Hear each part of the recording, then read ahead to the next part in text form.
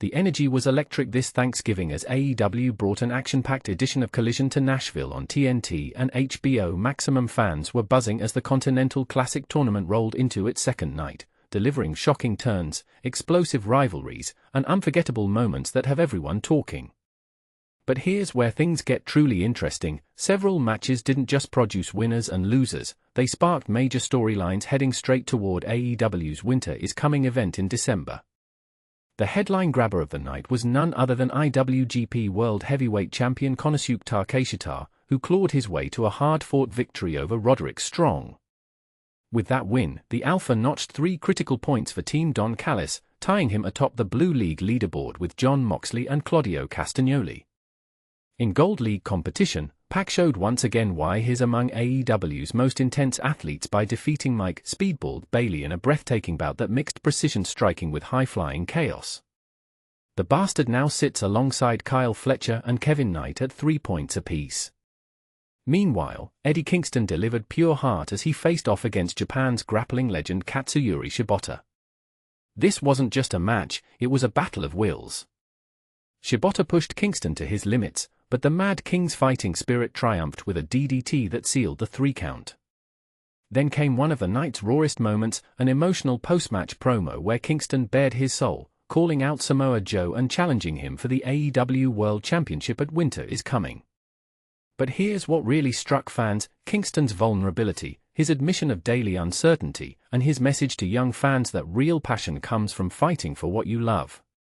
Over in a brewing personal feud, Daniel Garcia unleashed his mean streak against his former ally Daddy Magic. The two men ripped into each other until Garcia locked in a chokehold that forced a referee stoppage.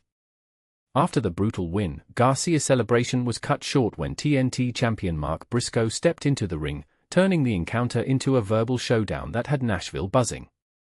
Briscoe, in his charismatic way, compared his future victory over Garcia to devouring a Thanksgiving feast, colorful, bold, and maybe a bit controversial. Backstage, Ricochet, now officially crowned AEW National Champion, had a confident glow as he declared that he would represent AEW globally as a champion who defines athletic excellence.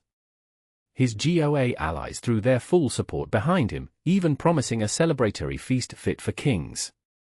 But not everyone in the locker room seemed impressed by his self-assured speech. Speaking of tag teams, FTR celebrated their 3rd AEW World Tag Team Championship win in the ring, but the party didn't last long. The Bang Bang Gang crashed the scene, stirring tension with a mix of mockery and challenge. Austin Gunn and Juice Robinson made it clear they're gunning for FTR's gold, claiming their previous victories prove they're still the better team. The confrontation boiled over when Austin slapped Dax Harwood's belt off his shoulder, setting the stage for another explosive encounter between two of AEW's most dominant duos. Will the Bang Bang Gang repeat history or finally get silenced? In the women's division, Tay Mello found herself ensnared in Thecla's web as the Toxic Spider scored a pinfall win after a fierce back-and-forth match. Mello's resilience wasn't enough this time, and Thecla capitalized with her devastating spear combination. Things escalated when the Sisters of Sin ambushed Mello, only for Jamie Hayter and Women's World Champion Chris Statlander to storm in for the rescue, a potential alliance that's sure to shake up the women's roster. Elsewhere, the Don Callis family kept things unsettlingly entertaining during a backstage segment where each member listed what they were thankful for, leading to a tense moment between Takeshita and Okada that hinted at cracks within the group. Wrestling families, even on Thanksgiving, are never simple. The final word of the night belonged to Red Velvet, who stepped up to challenge Mercedes Moné for a rematch at ROH Final Battle. Velvet's confidence came through loud and clear. She admitted Moné beat her before, but she promised that luck wouldn't be on the CEO's side twice. AEW's Thanksgiving Collision delivered more than just holiday excitement.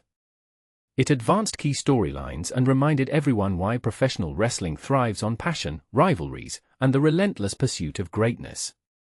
From Takeshita's precision to Kingston's raw authenticity and PAC's sheer athletic intensity, this was a night that had something for every kind of fan. But here's the question that has the AEW universe split: which rivalry burned hottest in Nashville?